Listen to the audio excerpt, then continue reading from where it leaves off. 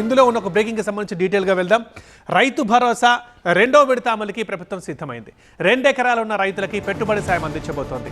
ఈ రోజు లేదా రేపు రైతుల ఖాతాల్లోకి నిధులు జమ కానున్నాయి.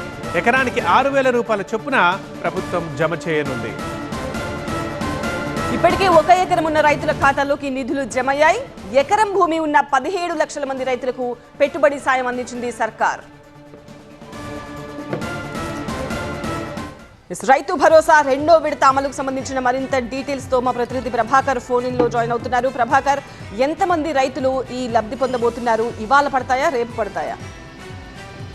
దాదాపు ఇప్పటికే 17 లక్షల మందికి 1 ఎకరం లోగా ఉన్న రైతులందరికీ కూడా రైతు భరోసాను ప్రభుత్వం అందజేసింది.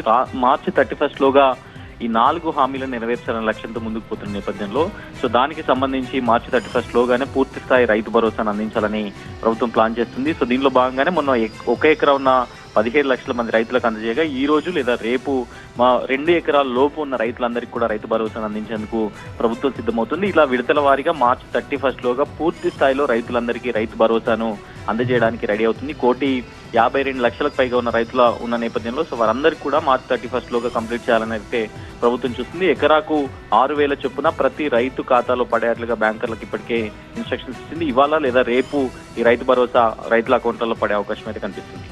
రైట్ ప్రభాకర్.